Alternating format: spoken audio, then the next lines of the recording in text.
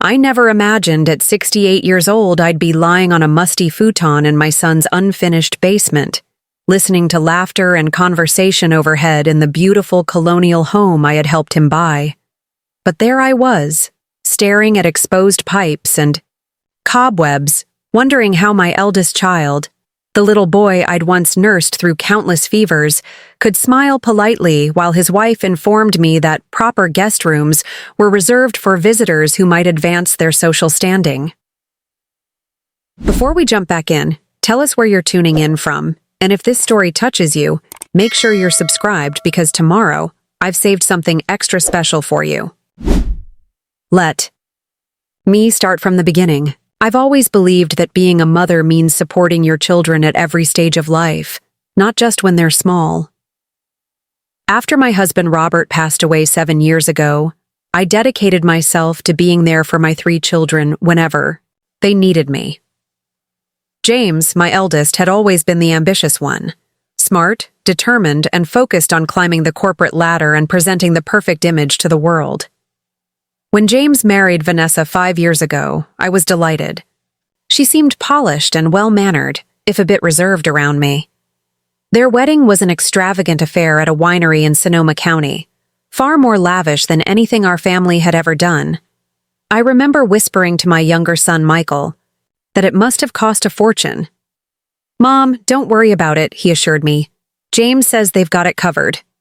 What none of us knew then was that having it covered meant maxing out credit cards and taking loans they couldn't afford, setting a pattern that would shape everything that followed.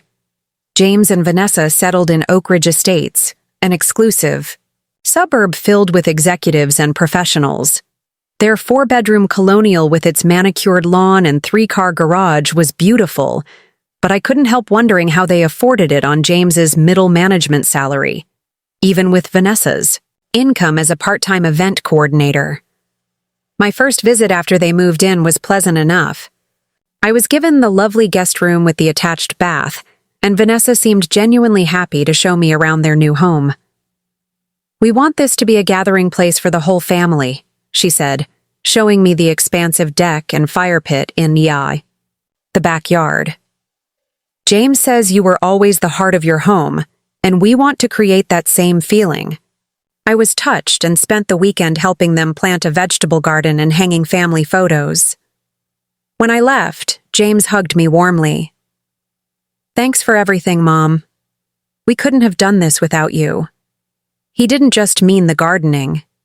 After Robert died, I had given each of my children a portion of their inheritance early. For James and Vanessa, it had been $40,000 toward their down payment. I wanted them to have stability, to build their lives without the financial worries that had sometimes burdened Robert and me in our early years. Over the next 2 years, my visits became less frequent. There always seemed to be some reason why. The timing wasn't ideal: renovations, Vanessa's parents visiting, important dinner parties with James's colleagues. When I did visit, I noticed subtle changes.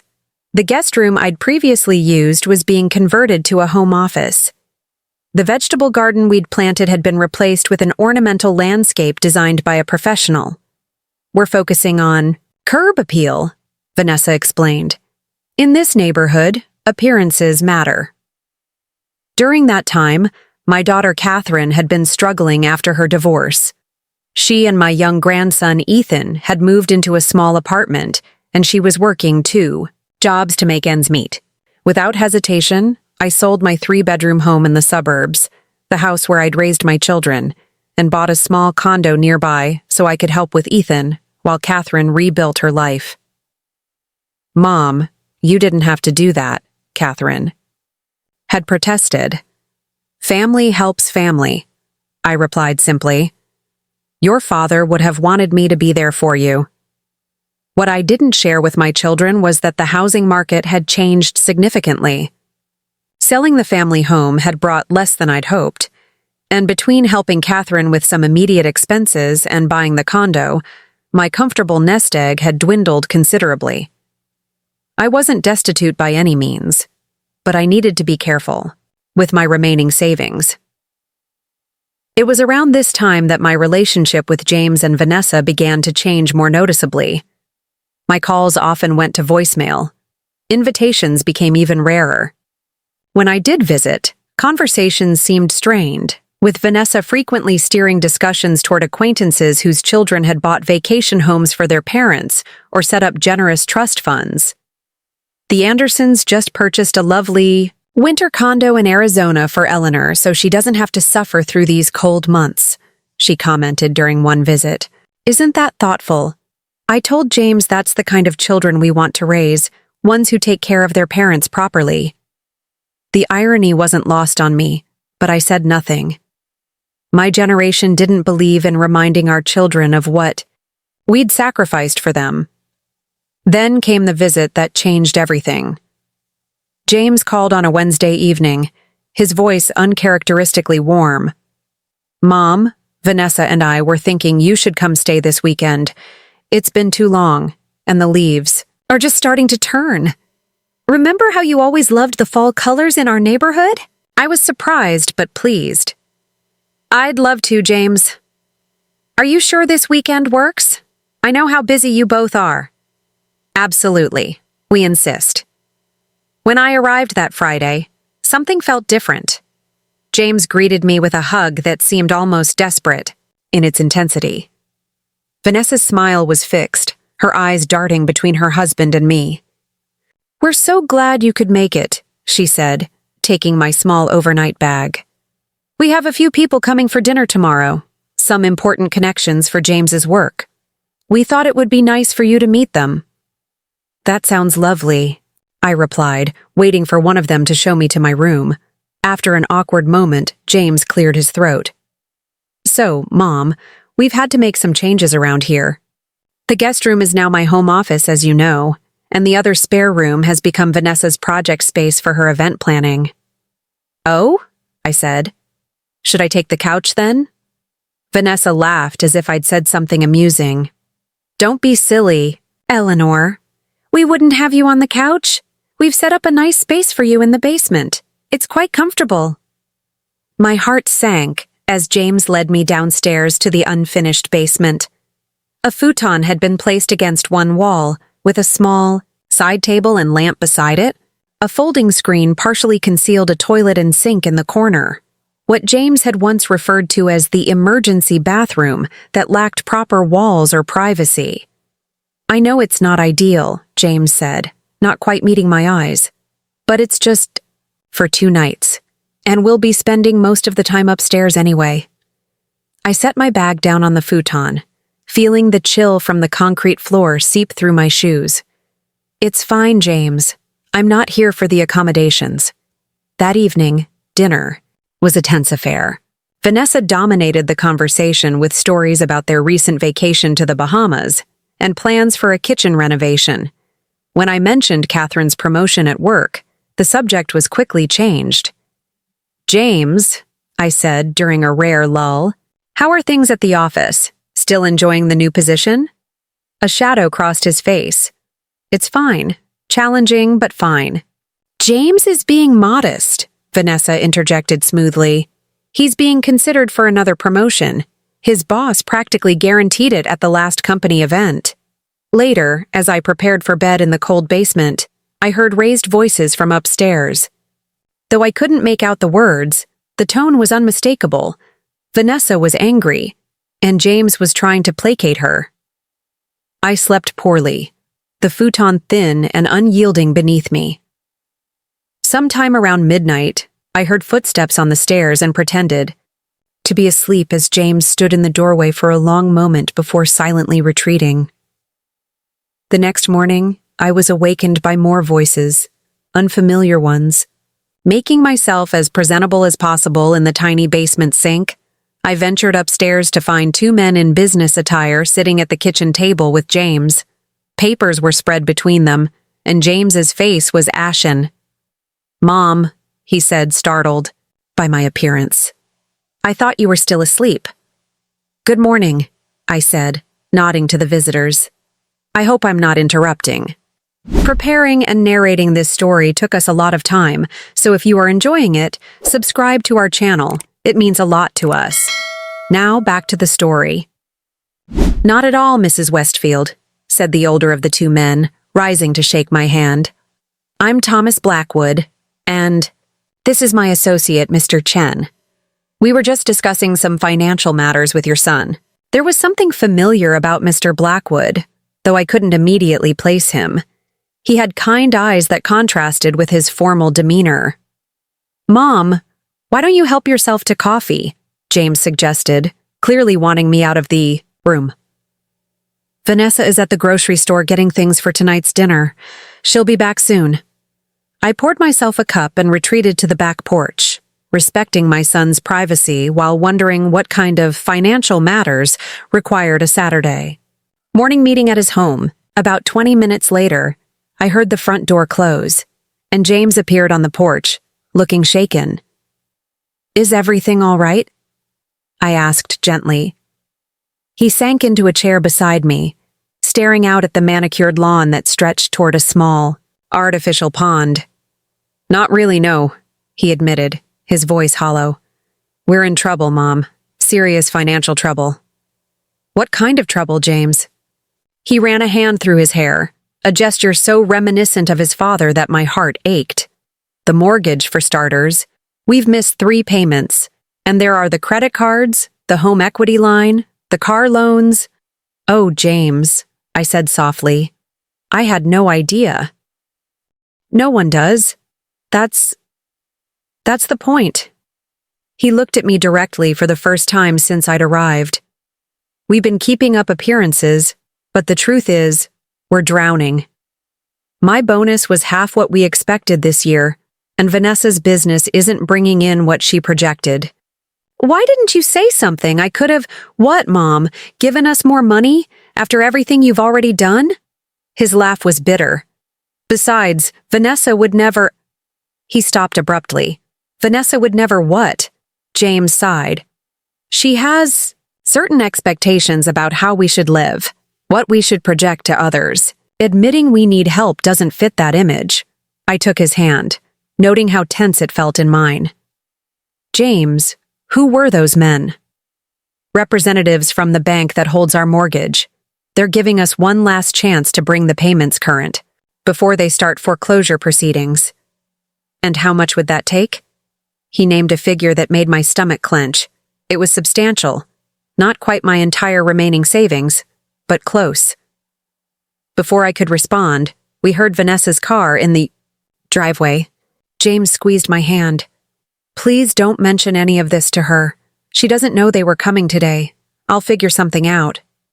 That afternoon, I excused myself to rest in the basement, but instead, I made a phone call. The conversation was brief but productive. Then I spent an hour on my tablet, researching and making notes, before finally lying down on the uncomfortable futon to collect my thoughts. By the time I returned upstairs, the house had been transformed for the evening's dinner party. Fresh flowers adorned every surface, candles waited to be lit, and delicious smells wafted from the kitchen where a catering team was hard at work. There you are, Vanessa said, looking elegant in a black cocktail dress. The guests will arrive in an hour. I've laid out some things in the downstairs bathroom you might want to use to freshen up. The things turned out to be a new blouse and costume jewelry, along with a note that read, "Please wear these instead of your travel clothes. V." I changed into the blouse but left my own simple gold necklace, Robert's last gift to me, in place. When I emerged, Vanessa's tight smile told me she'd noticed but wouldn't make a scene before her guests arrived. The dinner party consisted of 3 couples, all connected to James's company in some way. The conversation revolved around vacation homes, private schools, and recent renovations. I smiled and nodded at appropriate intervals, watching my son become increasingly tense as the evening progressed, especially when the topic turned to real estate. Property values in Oak Ridge are just skyrocketing, said one of the wives, gesturing with her wine glass. The Miltons sold their place for almost double what they paid 5 years ago. You two made such a smart investment buying when you did. Vanessa beamed. We always say that real estate is the foundation of wealth building. Speaking of real estate, I said, setting down my fork, I had the most interesting conversation today with Thomas Blackwood, such a distinguished gentleman. A hush fell over the dining table. James's fork clattered against his plate as he stared at me with widening eyes. You spoke with Thomas Blackwood? His voice was barely above a whisper. Oh, do you know him? I asked innocently, though of course I knew exactly who he was. Such a distinguished man. We had a lovely chat after he finished his meeting with you this morning. Vanessa's perfect smile remained frozen on her face, but her knuckles whitened around her wineglass. I don't believe we know anyone by that name, do we, James? Before James could respond, one of the guests, the CFO of James's company, if I recalled correctly, leaned forward. Thomas Blackwood from First Capital Trust? Remarkable fellow. His firm has acquired several regional banks recently. Sharp. As they come. That's the one, I confirmed with a warm smile. He mentioned he's quite familiar with this neighborhood. Apparently, his firm has interests in several properties in Oak Ridge Estates. James stared at his plate, a muscle working in his jaw. Vanessa quickly steered the conversation toward the catering company's chocolate soufflé, but the atmosphere had shifted. The veneer of perfection had developed a hairline crack, and we all felt it. After the guests departed around 11, Vanessa rounded on James in the kitchen where I was quietly loading the dishwasher. Who exactly is Thomas Blackwood, and why was he here this morning? Her voice was controlled but razor sharp. James shot me a desperate glance before answering. He's from the bank, the mortgage holder.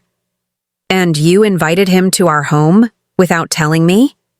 Vanessa's voice rose incrementally. What were you thinking? What if someone had seen him? What if— He's the senior loan officer, James interrupted. They're considering foreclosure, Vanessa. I didn't have a choice. The color drained from Vanessa's face. Foreclosure? But you said we just needed to tighten our belts for a few months. You said the promotion would fix everything. I said I hoped it would fix everything, James corrected quietly. But they've given the position to Michael's instead. Vanessa's eyes darted to me, suddenly remembering my presence. Her expression hardened. We should discuss this privately. Eleanor, thank you for your help with the dishes, but we can finish up. Of course, I replied calmly. It's been a long day. I think I'll turn in. As I descended the basement stairs, I heard their argument intensify, Vanessa's voice rising in pitch while James's responses became increasingly defeated. I didn't need to hear the specifics to understand. Their financial house of cards was collapsing, and Vanessa was looking for someone to blame. I sat on the edge of the futon, considering my options. The temperature in the basement had dropped with the evening chill, and I wrapped myself in the thin throw blanket they'd provided. Through the ceiling, I could hear footsteps pacing back and forth, punctuated by the occasional raised voice. Thought about my conversation with Thomas Blackwood earlier that day. After recognizing his name when he introduced himself, I had discreetly followed him outside when he left. Mr. Blackwood? I'd called as he reached his car. Might I have a word? He'd turned, surprised but polite. Mrs. Westfield, isn't it? Of course. I believe we've met before, though you probably don't remember. You were my loan officer at First State Bank when my husband and I purchased our first home in 1979. Recognition dawned slowly on his face. Robert Westfield? The high school science teacher? I nodded, surprised and touched that he remembered after all these years. Of course I remember. One of my first approvals. You paid that. Mortgage off 3 years early, if I recall correctly. 4 years early, I corrected with a smile. Robert was very proud of that. Thomas Blackwood chuckled. Good people, both of you. I'm sorry to hear about Robert's passing. Catherine at the church mentioned it a few years back. She's my sister-in-law. This connection explained why he'd seemed familiar, though we'd only met a handful of times decades ago. May I ask what brings you to my son's home today? I ventured. His expression grew serious. I'm afraid I can't discuss clients' financial matters. Mrs. Westfield, professional ethics. I understand completely, but if the matter concerns a mortgage delinquency, perhaps I could provide some context that might be helpful. He studied me for a long moment. Walk with me to the corner and back? As we strolled slowly down the manicured sidewalk, I gave him a condensed version of my concerns, my son's apparent financial difficulties, the facade of prosperity, and my own limited but potentially helpful resources. The situation is worse than you realize, he finally admitted. 3 missed payments is just the beginning. There's a significant balloon payment coming due in 60 days that they cannot possibly meet, given their current financial status. And what happens then? Foreclosure proceedings would begin immediately. First Capital has a policy of quick resolution in these high-value properties. They don't like drawn-out negotiations that affect the market value. Is there any way to prevent that? He sighed. Honestly, they would need to make the back payments immediately and refinance before the balloon payment comes due. But given their credit status now, refinancing would be nearly impossible through conventional means. I considered this information carefully. What if a third party were to purchase the loan outright? Thomas Blackwood raised an eyebrow. That's not typically how these situations are resolved, Mrs. Westfield. But it's possible. Theoretically, yes, though it would require significant capital and navigating some complex financial arrangements. I have some resources, I said carefully. Not unlimited, but substantial. And I believe I still have an excellent credit rating. He stopped walking, turning to face me directly. Mrs. Westfield, may I speak frankly? What you're suggesting would essentially mean bailing out your son from a situation largely of his own making. There's no guarantee he won't find himself in the same predicament again. I'm aware of that risk, I acknowledged. But I'm not ready to see my son lose his home if there's something I can do to prevent it. After a thoughtful pause, Thomas reached into his pocket and handed me his business card. Call my office on Doha, Monday. I can't promise anything, but I'll look into possible arrangements. Now, sitting in the cold basement, I turned his card over in my fingers. The argument upstairs had reached a lull, replaced by the sound of a door slamming and then silence. The next morning, tension hung in the air like a physical presence. Vanessa remained upstairs while James puttered around the kitchen, making coffee and avoiding my eyes. When I emerged from the basement in my travel clothes, he looked up, startled. "You're leaving?" he asked, disappointment evident in his voice. "I thought you were staying through Sunday evening." "I think it's best if I head home early," I replied gently. "You and Vanessa have a lot to discuss." James slumped into a chair, suddenly looking much older than his 42 years. "Mom, about yesterday. I'm sorry you had to hear all that. And I'm sorry about—" He gestured vaguely toward the basement door. "The accommodations?" I supplied. With a small smile, he nodded, shame coloring his cheeks. "That wasn't my idea. Vanessa insisted we needed to impress the Richardsons with the home office, and her craft room is set up for some event she's planning next week, and—" He stopped himself. "It doesn't matter. I shouldn't have agreed to it. You deserved better." I sat across from him, reaching for his hand. "James, why didn't you tell me things were so difficult financially?" He wouldn't meet my eyes. I was embarrassed, ashamed. After everything you and Dad taught me about responsible money management, I let things spiral out of control. "How?" I asked, not accusingly but seeking understanding. "Your salary is good. The economy has been stable." James sighed deeply. "It started small. The house was at the upper end of what we could afford, but the mortgage broker assured us we'd grow into the payments as my career advanced. Then came the furniture. Vanessa said we couldn't have empty rooms when colleagues visited. The landscaping had to match the neighborhood standards. The cars needed to reflect my professional status." He rubbed his face tiredly. Each decision seemed reasonable in isolation, but together, we've been robbing Peter to pay Paul for years now, taking out new credit cards to pay off old ones, using the home equity line to cover the property taxes, always believing that the next promotion, the next bonus would fix everything. And Vanessa? A complex mix of emotions crossed his face. She grew up with certain expectations about lifestyle. Her father was highly successful, and she's never really adjusted to living with less than she had growing up. When I try to discuss cutting back, she sees it as me failing to provide what I promised. I thought about the woman my son had married. Beautiful, polished, and utterly focused on appearances. Not unlike my own mother, who had driven my father to work 70-hour weeks to maintain the facade of prosperity she demanded. "Do you remember your grandmother Westfield's house?" I asked, changing direction. James looked confused by the shift but nodded. "The little bungalow in Millfield?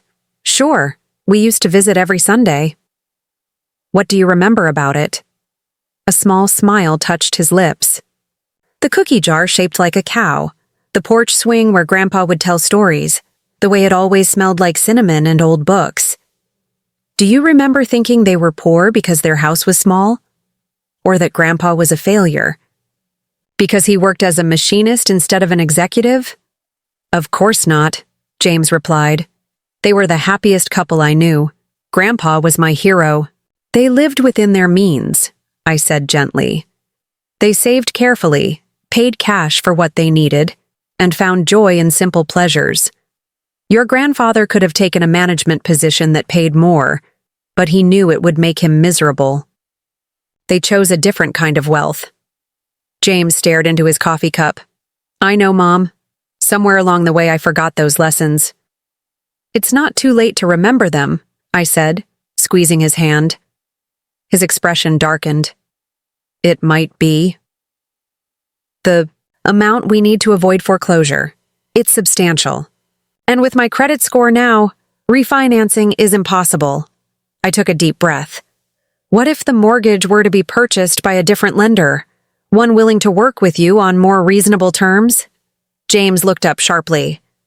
"That's not really how it works, Mom. Besides, what bank would take that risk given our current situation?"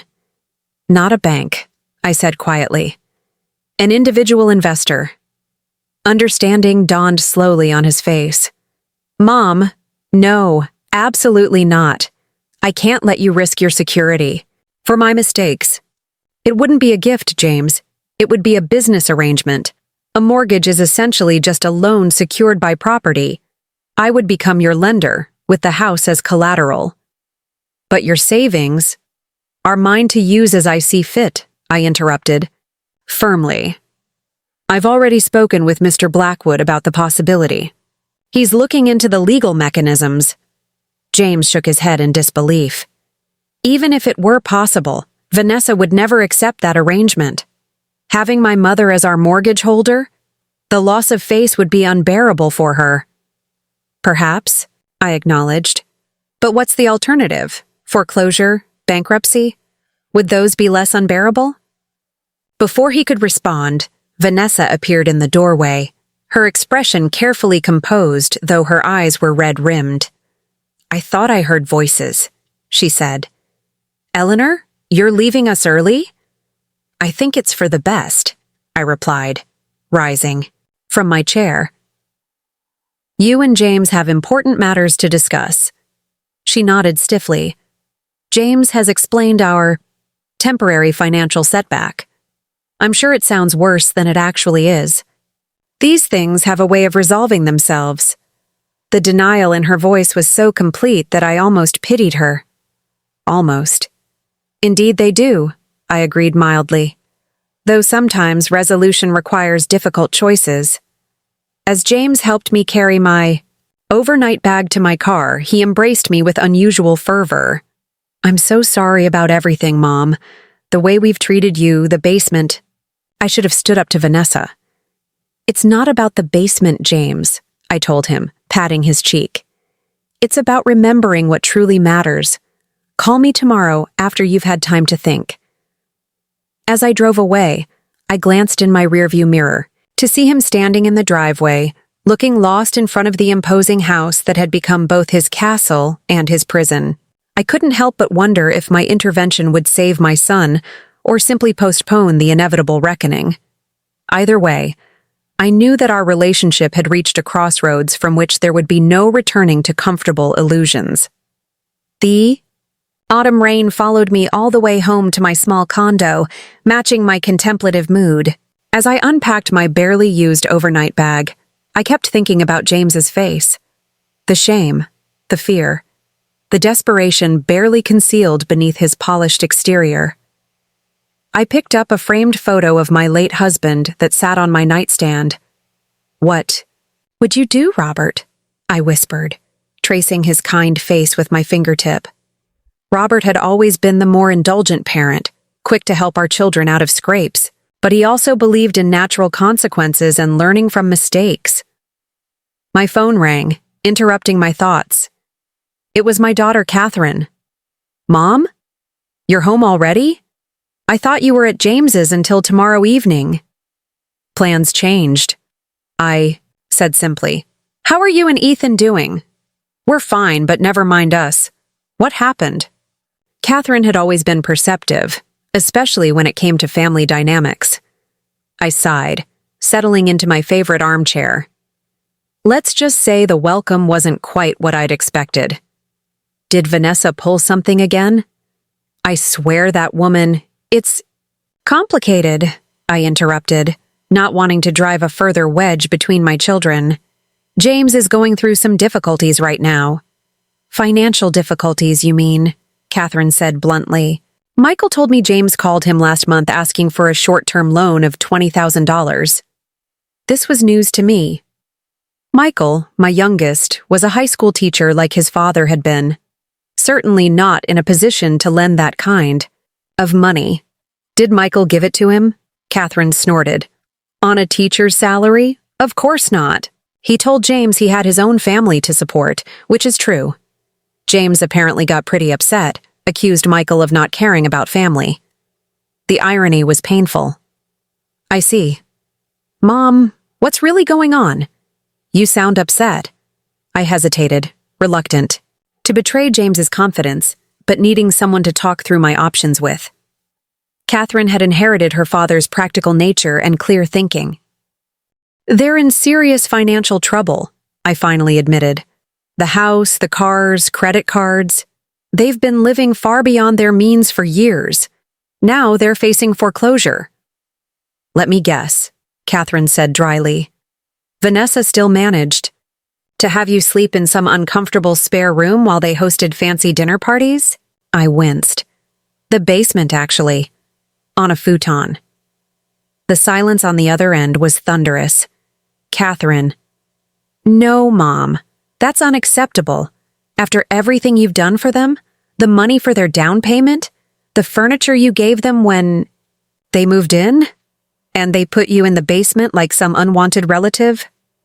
I couldn't argue with her assessment, though part of me still wanted to make excuses for my eldest. James was embarrassed about it. He said it wasn't his idea. Of course it wasn't, Catherine said sharply. He just went along with it, like he goes along with everything Vanessa wants. That's James's problem. He's spent so long trying to maintain this perfect image that he's lost sight of what actually matters. Her words echoed my own thoughts so closely that I found myself tearing up. He's still your brother, Catherine. Her tone softened. I know, Mom, and I love him, but I hate seeing how they treat you. So what happens now? Are they going to lose the house? I took a deep breath. I'm considering buying their mortgage. Your what?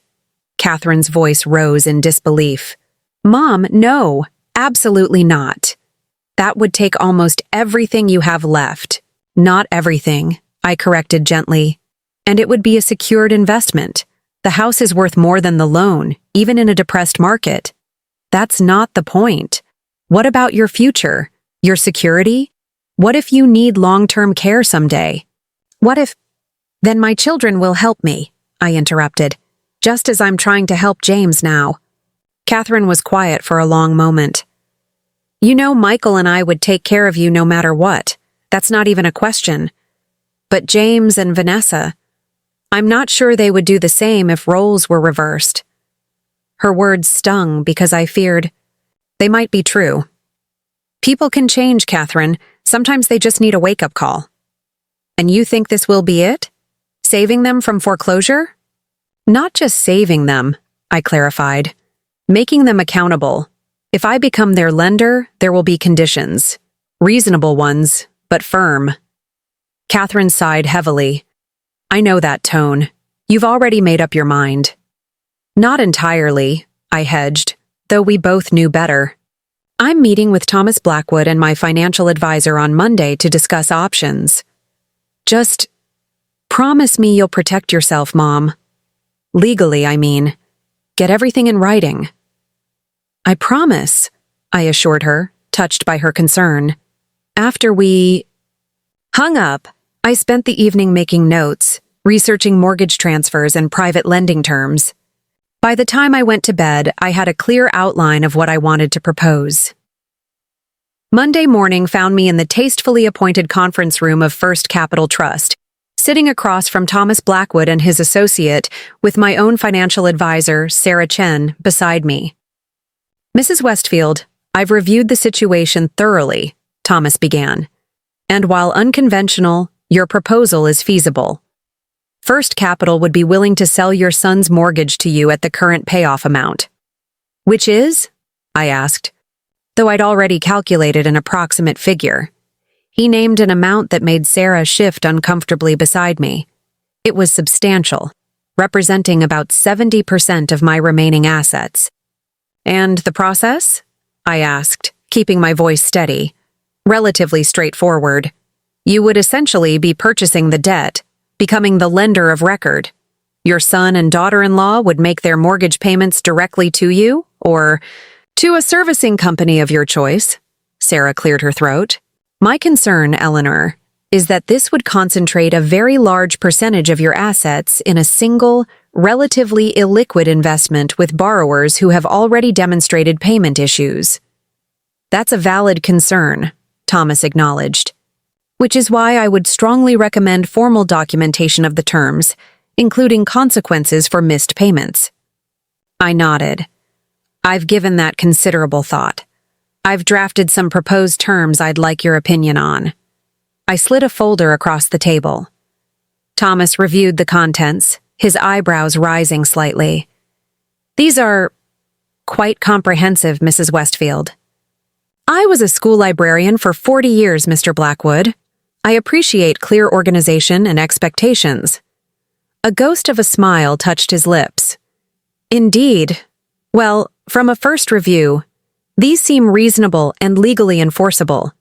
Essentially, you're offering a lower interest rate and extended amortization in exchange for financial transparency, mandatory financial counseling, and certain lifestyle adjustments. Plus the right to review their household budget quarterly, I added. Sarah still looked concerned. Eleanor, have you discussed these terms with James and Vanessa? Will they agree to what amounts to significant oversight of their personal finances? Not yet, I admitted.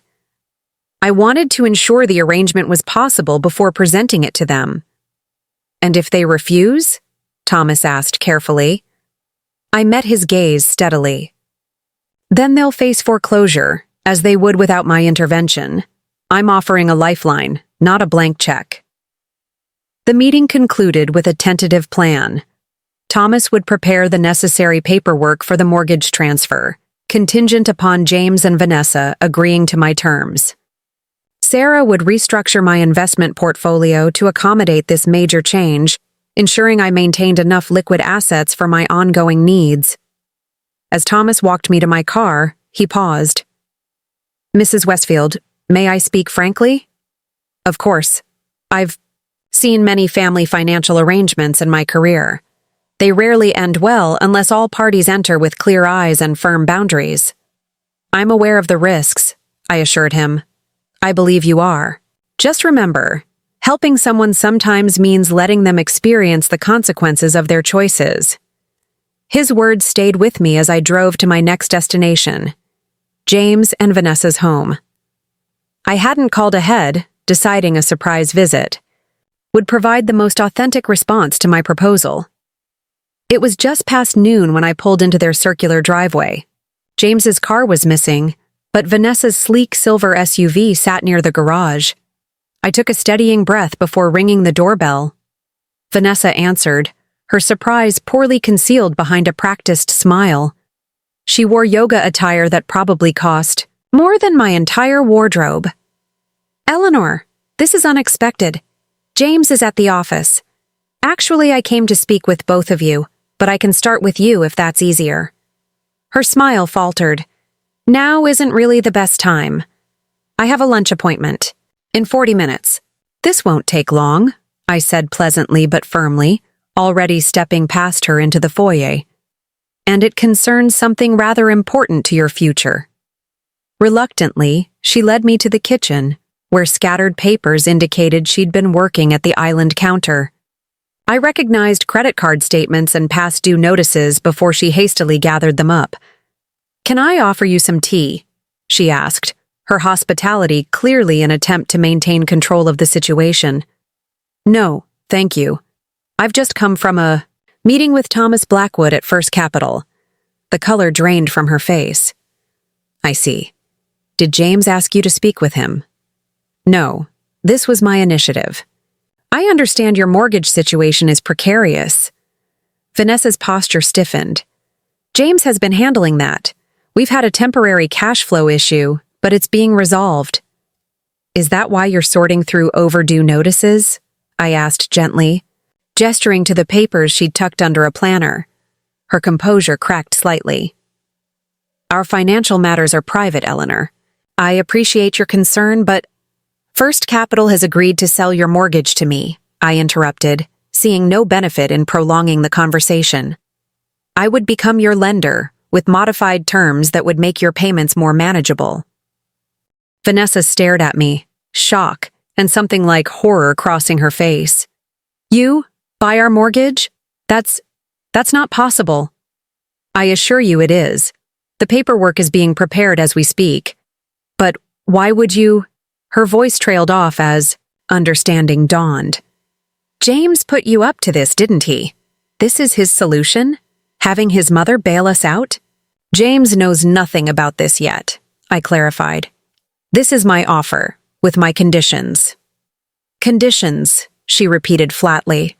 I removed a copy of my terms from my purse and placed it on the counter. "Yes, I believe you'll find them reasonable, but non-negotiable." Vanessa glanced at the paper without touching it, as if it might bite.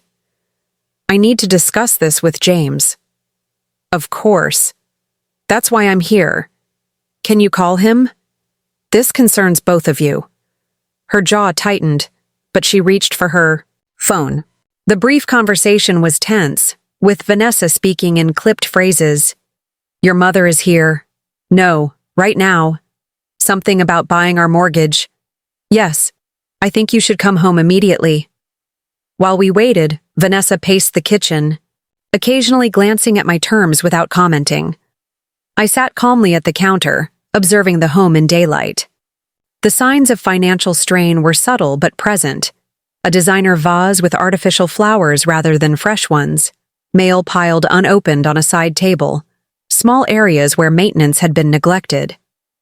20 minutes later, James burst through the door, his tie askew and face flushed. "Mom? What's going on? Vanessa said something about our mortgage?"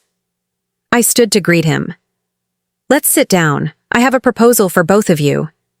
We gathered in their formal dining room, a space that, despite its expensive furnishings, felt unlived in and cold. I explained my meeting with Thomas Blackwood, the possibility of purchasing their mortgage, and my proposed terms. James listened intently while Vanessa's expression grew increasingly closed. "These terms," James said carefully, reviewing the paper I'd brought. "They're quite detailed." "Intrusive is the word you're looking for," Vanessa interjected, her voice tight. "Quarterly budget reviews? Mandatory financial counseling? Approval for any purchase over $500? This is insulting. It's protective, I corrected calmly. Of my investment and your future. I'm offering a significant reduction in your interest rate and an extended repayment period. In exchange, I need assurance that the underlying issues will be addressed. By treating us like children, Vanessa snapped, having to ask permission to spend our own money. Money you don't currently have, I pointed out. These terms are temporary. 2 years of close oversight, followed by a reassessment. If you've demonstrated responsible financial management, many restrictions would be lifted. James looked torn, understanding the lifeline being offered but clearly uncomfortable with the conditions. Mom, I appreciate what you're trying to do, but Vanessa's right. This level of oversight feels excessive. Consider the alternative, I said quietly. Foreclosure. Credit destroyed for years, starting over with nothing. There are other options, Vanessa insisted. Refinancing. Not with your current credit scores, I interrupted gently. James, you know this is true. A heavy silence fell over the table. James stared at the terms, conflict evident on his face. There's one more thing, I said, deciding to lay all my cards on the table. A personal condition not listed in the formal terms. They both looked at me warily. If I become your lender, saving this house and your credit rating, I will never again be relegated to sleeping in your basement.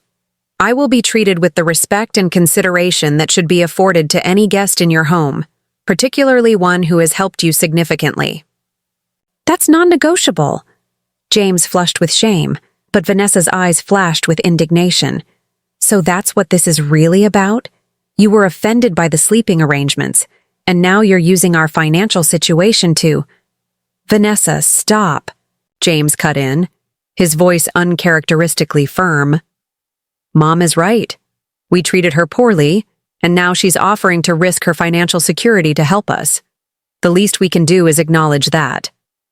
Surprise flickered across Vanessa's face at her husband's interruption. She fell silent, her lips pressed into a thin line. James turned to me, genuine remorse in his eyes. I'm sorry, Mom, for everything, for not standing up for you, for letting things get to this point. You deserve better. Thank you, James, I said softly. But this isn't about apologies. It's about choices and their consequences. I'm offering you a choice now, one with clear terms and expectations. You don't have to accept it. And if we don't, Vanessa asked, a challenge in her voice. Then you'll face foreclosure, as you would without my intervention, I replied evenly. I won't judge you either way. But I won't continue to enable financial patterns that are destroying your future and your marriage. The word marriage landed like a stone in still water, sending visible ripples of discomfort between them. I hadn't meant to address it so directly, but the tension between them had been palpable since I arrived. We need time to discuss this, James said finally. Of course, I agreed, rising from my chair. Thomas Blackwood needs your decision by Friday. That gives you 3 days. As James walked me to the door, he paused in the foyer, lowering his voice. Thank you for doing this, Mom, for being willing to help despite everything. I love you, James. That doesn't change even when I disagree with your choices. And if we accept your terms? What then? I squeezed his arm gently. Then we start rebuilding. Your finances, your future, and perhaps our relationship too. As I drove away, I caught sight of them in my rearview mirror, standing in the doorway of their beautiful home, a home they might lose or might save, depending on choices they had yet to make. Whatever they decided, I knew our family would never be quite the same again.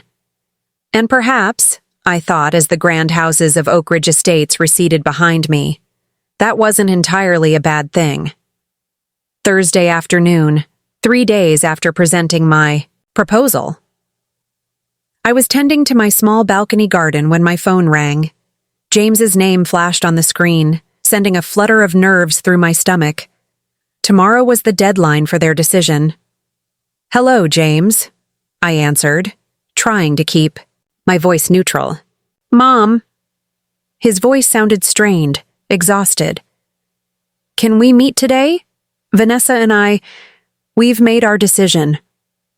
I brushed soil from my gardening gloves. "Of course. Would you like me to come to you?" "No," he said quickly. "Not the house. Could we meet at Riverside Park, near the old boathouse, around 4? The request surprised me. Riverside Park held special significance for our family. It was where Robert had taught the children to fish, where we'd celebrated birthdays with simple picnics, where James had proposed to his first girlfriend, who had gently declined, much to his teenage heartbreak. "I'll be there," I promised. The autumn afternoon was crisp and golden as I walked along the familiar path to the boathouse. Fallen leaves crunched beneath my feet, their earthy scent mingling with the river's dampness. I spotted James sitting, alone on a bench overlooking the water, his shoulders hunched against the gentle breeze.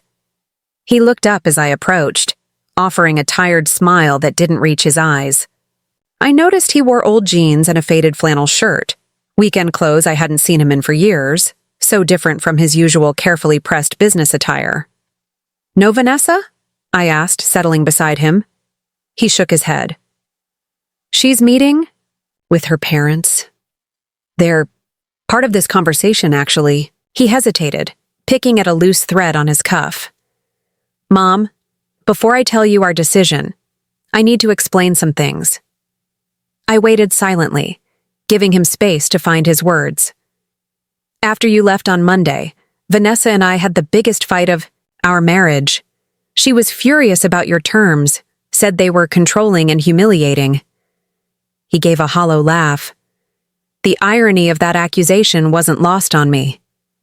"And what did you think?" I asked carefully. "I thought they were fair," he admitted. "Strict, but fair. The kind of structure we clearly need." He tossed a small stone into the water, watching the ripples spread. That realization led to a longer, harder conversation about how we got here. A family of ducks paddled past, the mother leading 4 nearly grown ducklings in a perfect line. James watched them, seeming to gather his thoughts. "You asked me once why we didn't tell you about our financial troubles. I said it was shame, which was partly true. But it was also because admitting it to you meant admitting it to myself." His voice grew quieter. "And admitting that I've been living a lie for years now." "What kind of lie, James?" He turned to face me fully. "The lie that I'm happy, that this life Vanessa and I created, the house, the cars, the country club membership, all of it, is what I actually want." The admission hung in the air between us, as significant as it was unexpected. "When did you realize this?" I asked gently. "I think I've known for a while, but seeing you sleeping in that basement..." He winced at the memory. "Something broke in me, Mom. The way we treated you, the woman who gave me everything, who helped us buy that house in the first place. It made me see what I've become, what we've become." He fell silent as an elderly couple walked past, nodding politely in our direction. When they were out of earshot, he continued. "I spent 2 days pulling together all our financial records. The full picture is worse than I'd admitted, even to myself. We're not just behind on the mortgage. We have over $70,000 in credit card debt. Both cars are financed at ridiculous interest rates. And Vanessa's business hasn't shown a profit in 3 years despite constant investment in equipment and supplies." I kept my expression neutral despite my shock at the figures. "And Vanessa? How did she respond to this accounting?" "Initially with denial, then anger. Then..." He sighed heavily. "She called her parents. They've always bailed her out before. She assumed they would again." "And did they?" James's laugh was without humor. "They're in worse shape than we are. Turns out her father's real estate development company has been struggling for years. The lavish lifestyle they maintain is as much an illusion as ours." they've been keeping up appearances by liquidating assets and taking out loans against their retirement accounts. I thought about Vanessa's constant references to her parents' success, the implied comparisons to our more modest family achievements. That must have been a difficult revelation for her. Devastating, James confirmed. Her entire self-image is built around the social status her parents represented. Finding out it was largely smoke and mirrors, he shook his head. She hasn't been the same since. A cool breeze rippled across the water, causing James to pull his jacket closer. Anyway, after all that, we sat down together last night and really talked. Probably the most honest conversation we've had in our marriage. And what did you decide? He took a deep breath, as if preparing to dive into cold water. We're declining your offer, Mom. Though I'd prepared myself for either answer, his words still landed with unexpected weight. I see. May I ask why? Because you were right about everything. The terms you proposed weren't just about protecting your investment. They were about forcing us to face reality and take responsibility. His eyes, so like his father's, met mine steadily. But I realize now that's something we need to do on our own, without another safety net. I studied my son's face, seeing a new resolve in his expression. What will you do instead? We're selling the house, he said simply. We've already contacted a realtor. Even in a quick sale, there should be enough equity to pay off the mortgage and most of the other debts. We'll take the credit hit for whatever remains and rebuild from there. And where will you live? Vanessa's uncle has a small rental property in Millfield, near where Grandma's house used to be, actually.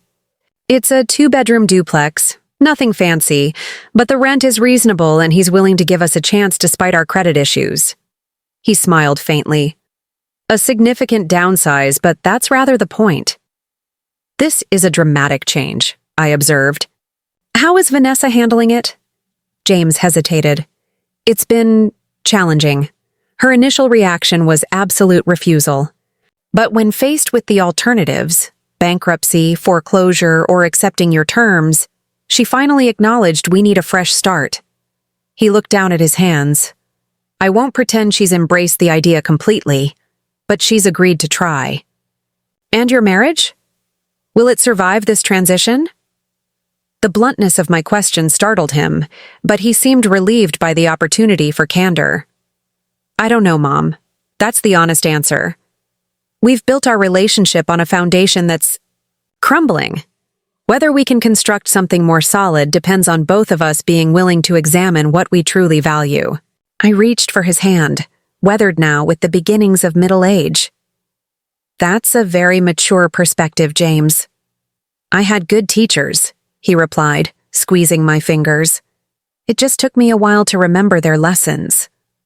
We sat in companionable silence, watching the river flow past.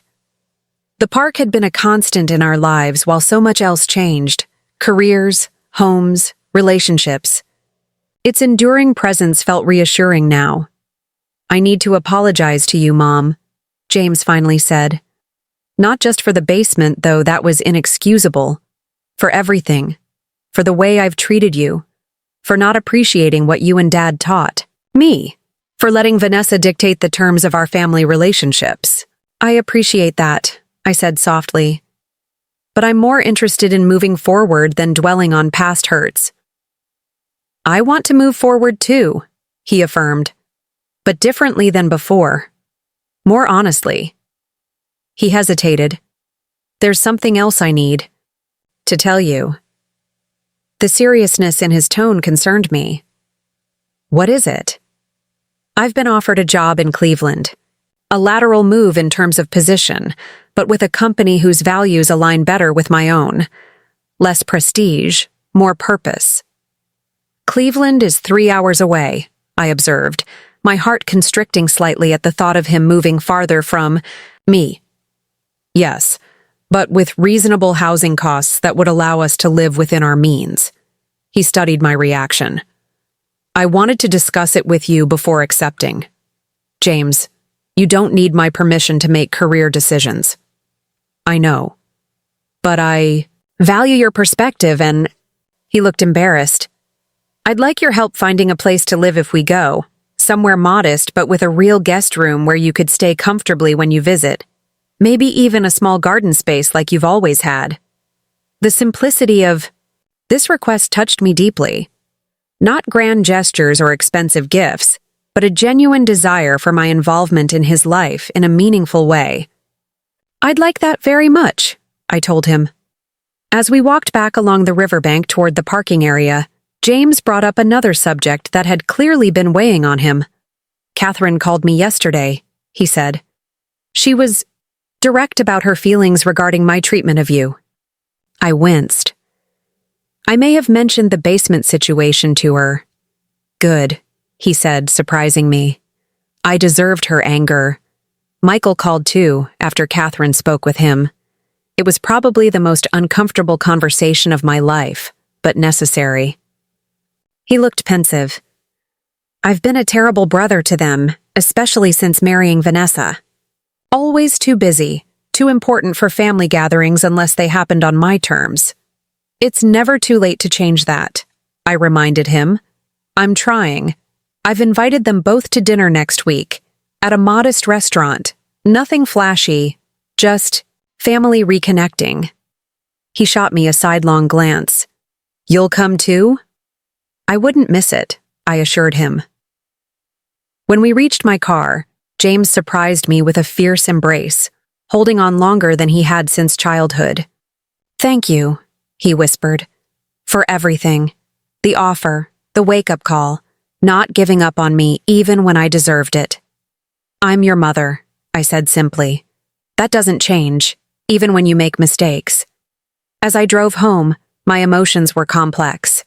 Relief that James had found clarity, disappointment that he'd declined my offer, hope for his future, uncertainty about whether Vanessa would truly embrace their new direction. Above all, I felt a tentative optimism that our relationship might recover what had been lost. The following Tuesday evening found me seated at a corner table in Vincenzo's, a family-owned Italian restaurant that had been a favorite of ours when the children were growing up. No white tablecloths or sommelier here, just hearty food, reasonable prices, and the comfort of familiar surroundings. I arrived early, wanting a moment to gather my thoughts before what promised to be an emotional reunion.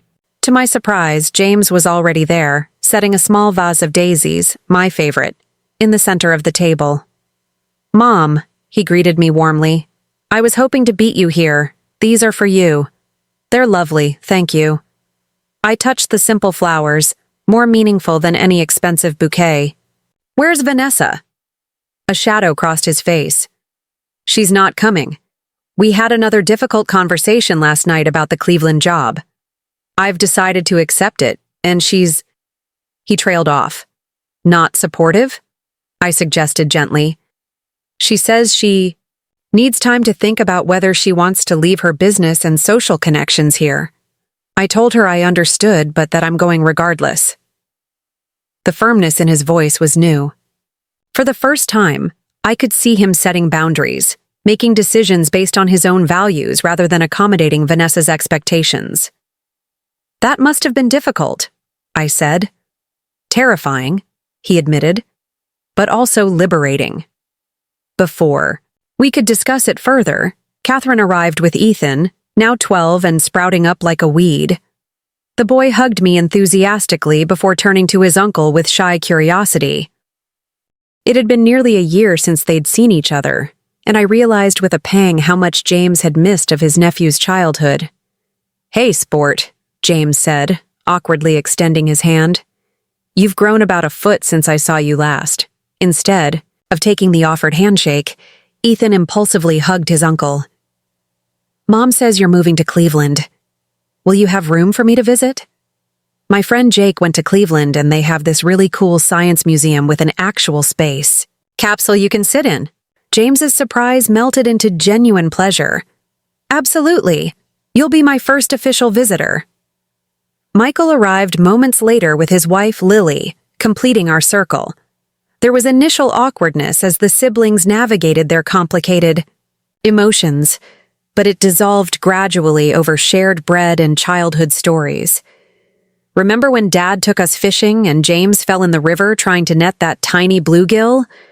Michael laughed.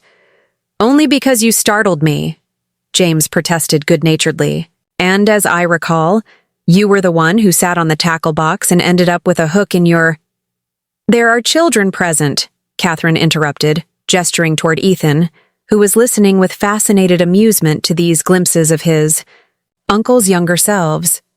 As the evening progressed, I watched my family healing, hesitantly at first, then with increasing warmth. James shared his plans for Cleveland with growing enthusiasm, including details about the company's environmental initiatives that clearly aligned with his personal values. I never knew you cared about conservation issues, Michael commented, sounding genuinely interested. James looked slightly embarrassed. I've always cared. I just stopped talking about it. It didn't fit with the image I thought I needed to project. And now? Catherine asked. Now I'm more concerned with substance than image, James replied. Long overdue, I know. As we shared dessert, one tiramisu with 5 forks, a family tradition, James cleared his throat nervously. I have something to say to all of you, he began. I've been a poor brother and a worse son these past few years. I got caught up in appearing successful rather than living authentically. I chose status over connection. He looked at each of us in turn. I'm sorry for the distance I created, for the family events I missed, for the ways I made you feel less important than my career or social climbing. Catherine's expression softened. We've missed you, James. The real you. I've missed me too, he admitted, and I've missed all of you more than I allowed myself to acknowledge. Michael raised his water glass in a small toast. To new beginnings, then. To family, James added, his eyes meeting mine with quiet gratitude. Later, as we stood in the parking lot saying our goodbyes, James pulled me aside. I meant to tell you, we found a buyer for the house. It's happening faster than we expected. That's good news, I said. When do you close? 3 weeks. We're packing now, separating what we need from what we were just accumulating. His smile was rueful. It's a sobering process. And Vanessa? He sighed, taking it day by day. She's struggling with the loss of status, the judgment she anticipates from her social circle. But she's agreed to come to Cleveland for at least 3 months to see if she can adjust. He shrugged slightly. That's all I can ask for now. I hope she finds her way, I said sincerely. Change is difficult for everyone. James nodded thoughtfully. You know what's strange? I feel more hopeful now, facing foreclosure and starting over, than I did when we seemed to have everything under control. Perhaps because authenticity brings its own peace, I suggested. Even when circumstances are challenging. He hugged me. Goodbye, whispering in my ear. No more basements, Mom. I promise. As I drove home to my modest condo, I reflected on the unexpected journey of the past 2 weeks. What had begun with humiliation in a cold basement had transformed into a catalyst for profound change. James's financial crisis had forced him to confront deeper issues of identity and purpose, potentially saving not just his bank account, but his authentic self. I thought about Robert, how proud he would be of our son's belated but sincere course. Correction. You were right, I whispered to his memory. He had to find his own way back. We just needed to be patient. My phone chimed with a text message from James. Thank you for not bailing me out. I needed to fall to remember how to stand. On my own. The wisdom in his words brought tears to my eyes. Sometimes love means offering a safety net, and sometimes it means allowing someone to face the consequences of their choices. The trick, I was learning even at 68, was knowing which form of love was needed in each moment. As I parked outside my small condo, so different from James's grand house but truly mine in every way that mattered, I felt a deep contentment. My son was finding his way back to himself, my family was reconnecting, and I had stood my ground with dignity. The basement had been a low point, but perhaps a necessary one. The cold, concrete foundation from which something more authentic could finally grow. 6 months passed in a blur of change and adjustment. The winter had been harsh, but was finally yielding to spring's tender green promises. I stood on the small balcony of my condo, repotting the herbs that had survived the cold months indoors, when my phone rang. It was James. "Mom, how are you?" His voice sounded lighter than it had in years, the strain and pretense replaced by genuine warmth. "I'm fine, dear. Just getting my garden ready for spring. How's Cleveland treating you?" "It's good, really good, actually." "That's partly why I'm calling. Do you have plans for next weekend? I'd love for you to come visit." I smiled, pleased by the invitation. Since moving to Cleveland 3 months ago, James had called regularly and visited twice, but I hadn't yet seen his new place. "I'd love to. How's the unpacking coming along?" There was a slight hesitation. "That's the other reason I'm calling. There have been some developments here." "Nothing bad," he added quickly. "Just changes I'd like to talk about in person." My mind immediately went to Vanessa. After much deliberation, she had joined James in Cleveland 6 weeks ago, attempting to make their marriage work, despite the dramatic lifestyle adjustment. I'd spoken with her briefly during their transition, stilted, polite conversations that revealed little about her true feelings. "Is everything all right with Vanessa?" "It's complicated," he admitted. "But we're figuring things out. I'll explain everything when you're here." We made arrangements for my visit, and I found myself looking forward to seeing this new chapter of James's life. The company he'd joined was focused on sustainable building materials, a surprising departure from his previous corporate path, but one that seemed to energize him in our phone conversations. The following Friday afternoon, I boarded a train to Cleveland, enjoying the leisurely journey through countryside just beginning to bloom. James met me at the station, his appearance subtly transformed from when I'd last seen him. Gone was the expensive haircut and designer clothing. Instead, he wore comfortable jeans and a simple button-down, his hair slightly longer and more natural. Most notably, the perpetual furrow between his brows had smoothed, making him look years younger. "Mom!" He embraced me warmly. "You look wonderful." "So do you," I replied honestly. "Cleveland seems to agree with you." He smiled, taking my small suitcase. "It's not just Cleveland, it's everything. The job, the lifestyle change, the perspective shift." He led me to a modest sedan, not new but well-maintained. "Sorry about the car. Quite a downgrade from what we used to drive." "It's perfectly nice," I assured him. "And it gets you where you need to go, which is what matters." As we drove, James pointed out landmarks and shared stories about his new workplace, the collaborative environment, the mission-driven approach, the satisfaction of creating products that reduced environmental impact. His enthusiasm was palpable and reminded me of when he was younger, before status and appearances became his driving motivations. "What about Vanessa?"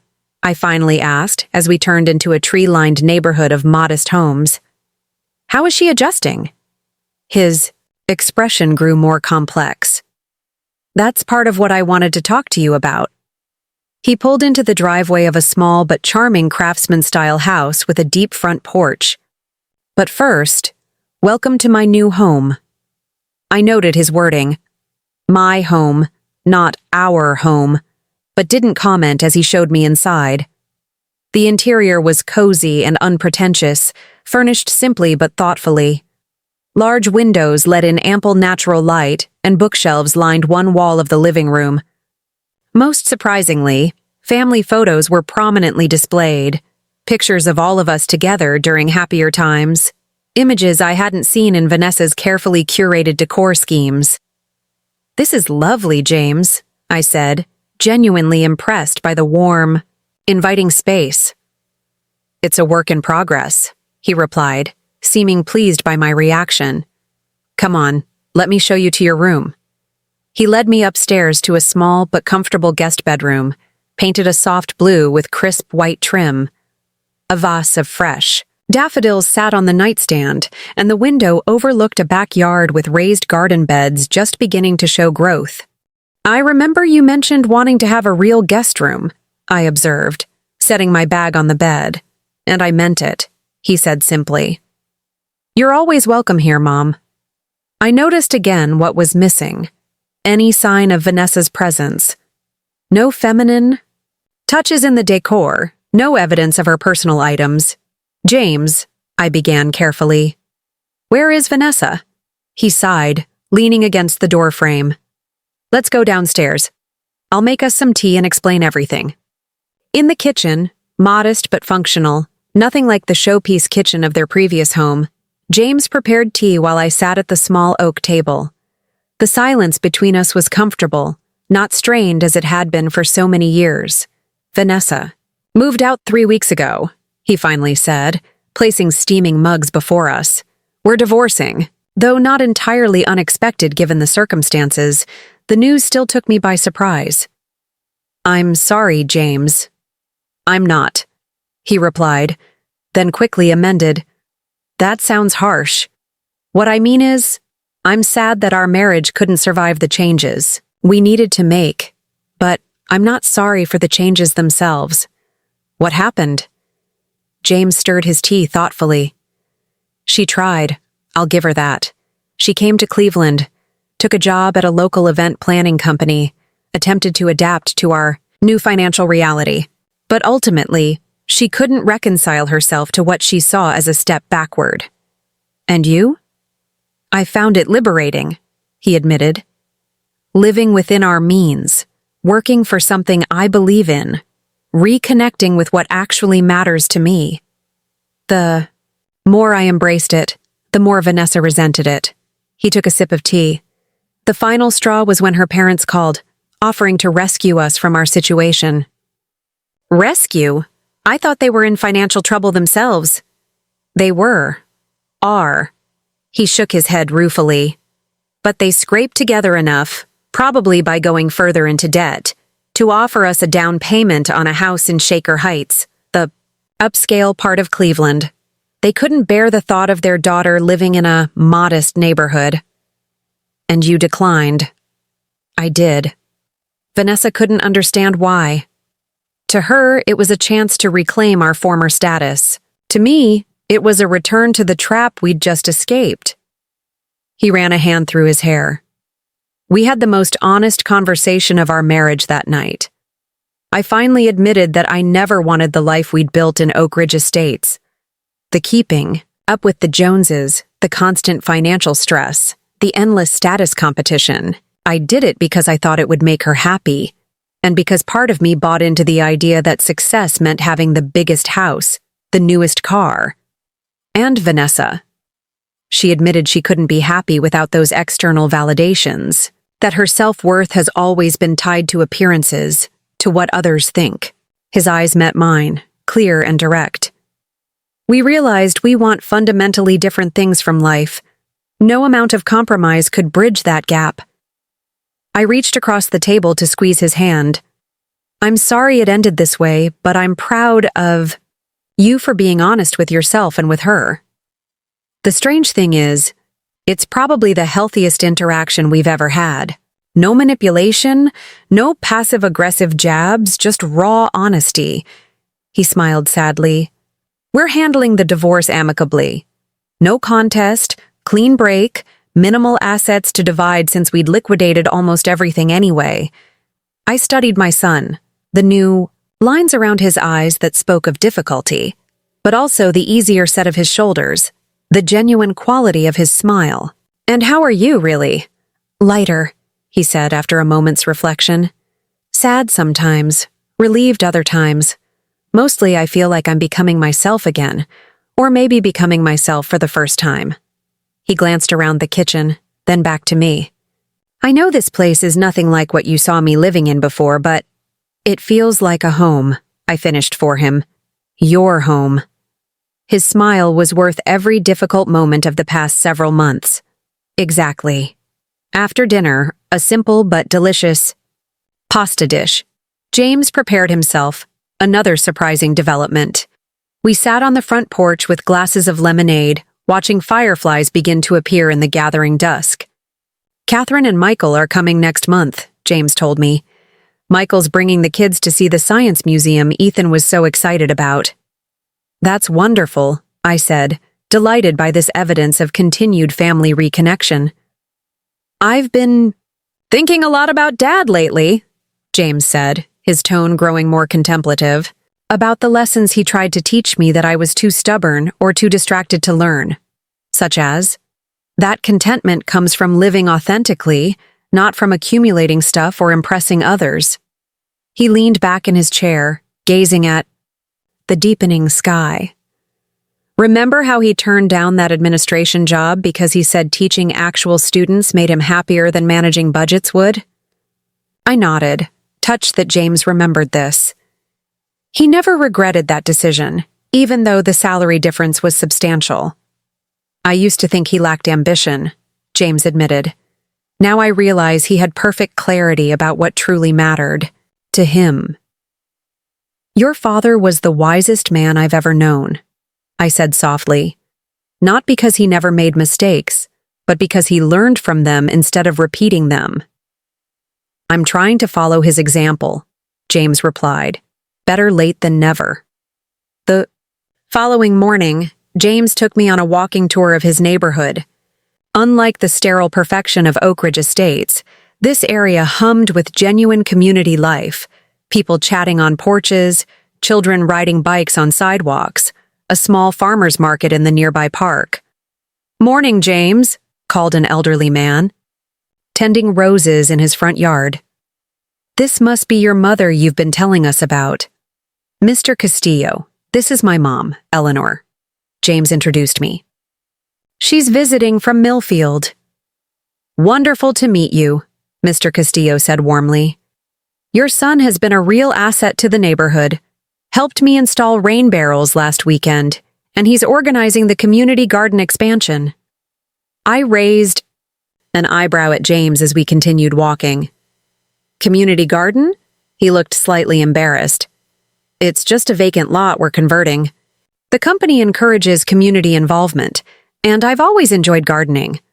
Remember how I used to help you with the vegetables when I was young?" "I remember," I said, touched that he recalled those simple pleasures we'd once shared.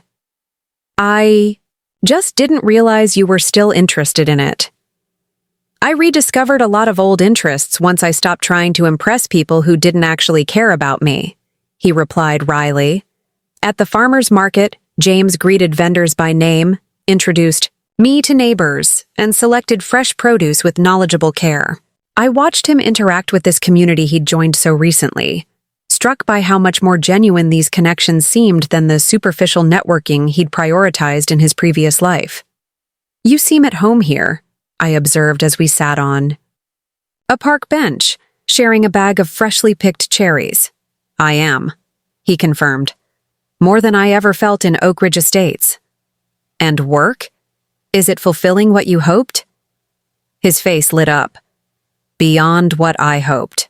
We're developing building materials from agricultural waste, things farmers would normally burn or discard.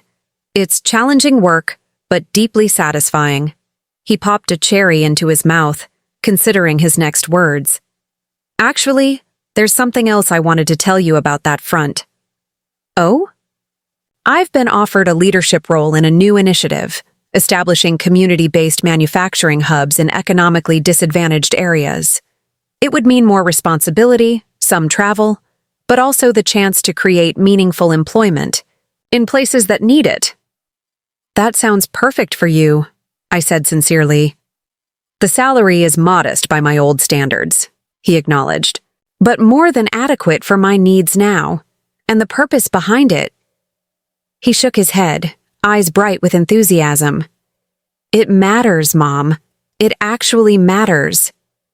Impulsively, I reached out to hug him. "I'm so proud of you, James, not because of a job title or salary, but because you're following your heart. That evening, we cooked dinner together, a simple pleasure we hadn't shared in years. As we chopped vegetables side by side, James brought up a subject that clearly had been on his mind. "Mom, I need to thank you properly." "For what?" "For not bailing me out when I asked. For offering terms that forced me to really consider what mattered." He set down his knife, turning to face me. "If you had simply given me the money with no conditions, I would have stayed trapped in a life that was making me miserable. Your tough love gave me the push I needed to make real changes." "It wasn't easy," I admitted. "Every instinct told me to protect you from consequences, to make things easier for you. But I remembered something your father used to say. That struggle builds character if we let it," James finished. "I know. I've been thinking about that a lot lately." After dinner, James brought out a small box and placed it on the table between us. "I have something for you." "You didn't need to get me anything," I protested. "It's not exactly a gift," he clarified. "More like a return." Curious, I opened the box to find a set of keys. "What are these for?" "Your new condo," he said simply, "or rather, your original condo." I stared at him, not comprehending. "What do you mean?" "When I sold the house in Oak Ridge Estates, there was more equity than expected. After paying off the mortgage and other debts, I had some funds remaining." His eyes held mine steadily. "I used it to pay off your condo mortgage." Stunned, I tried to process his words. "James, I don't understand. That money could have gone toward a more expensive house here? More stuff I don't need? Another attempt to impress people who don't care about me?" He shook his head firmly. "No. You sold your home to help Catherine when she needed it. You offered to risk your financial security to save me from my mistakes. This is the least I could do to show my gratitude." Tears filled my eyes. "I don't know what to say." "Say you'll accept it without argument," he requested gently. "Let me do this one thing to begin making amends for how poorly I've treated you these past years." I looked at the keys, simple metal objects representing so much more than property. They symbolized my son's transformation, his recalibrated priorities, his rediscovered capacity for genuine generosity. "Thank you," I whispered, closing my hand around them. "Not just for this, but for finding your way back to the man I always knew you could be." James smiled, his own eyes suspiciously bright. "I had a good example in you and Dad. I just needed a reminder of what really matters." The remainder of my visit passed in comfortable harmony. We worked together in his garden, planting vegetables similar to those we'd tended when he was a child. We browsed local bookshops and attended a community concert in the park. Each activity was simple, inexpensive, and genuinely enjoyable. No pretense, no status seeking, just authentic connection. On my final morning, as James prepared to drive me to the train station, he hesitated in the doorway. "I forgot to show you something." He led me to a small room off the living room that had been closed during my visit. "I've been working on this all week." He opened the door to reveal a space in transition, partly office, partly craft room. A work table stood in the center, covered with woodworking tools and a half-completed project. "What is this?" I asked, stepping inside. "I'm making furniture," he explained, seeming almost shy. "Nothing fancy, just simple pieces using reclaimed wood. This one's a jewelry box for Catherine's birthday." I examined the partially finished box, noting the careful joinery and thoughtful design. "James, this is beautiful work. Dad taught me. The basics, remember? Those weekends in his workshop when I was 10 or 11? "I remember," I said softly, running my fingers over the smooth wood. "He would be so pleased to see you using those skills." I found his old tools in storage when I was packing. It felt right to bring them here to use them. He gestured to a workbench against the wall, where Robert's carefully maintained tools were organized in the particular way he had always arranged them. When I'm working with these, I feel connected to him somehow. The simple admission brought tears to my eyes.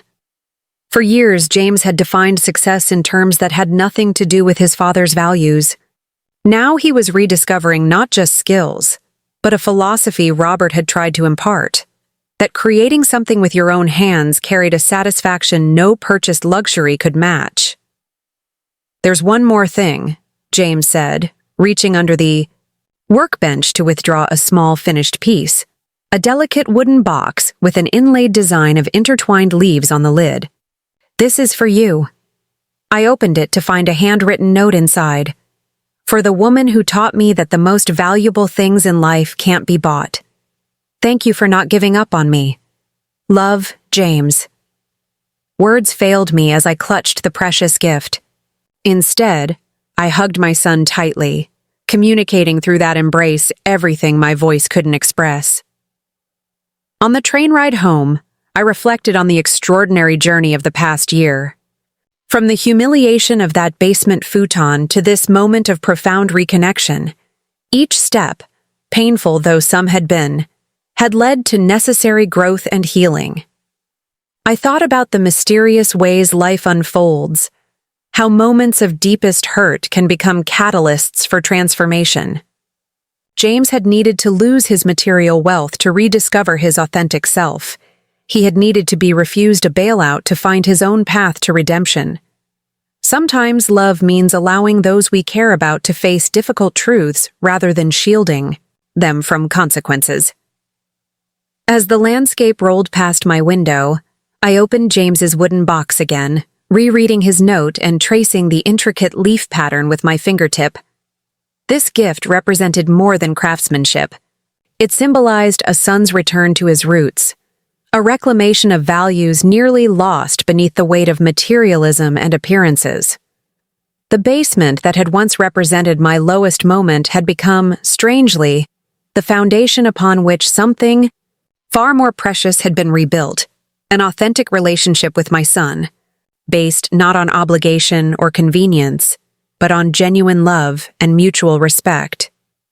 I closed the box gently, smiling at the memory of James in his modest home, surrounded by evidence of what truly mattered: family photos, his father's tools, connections to a real community, purposeful work.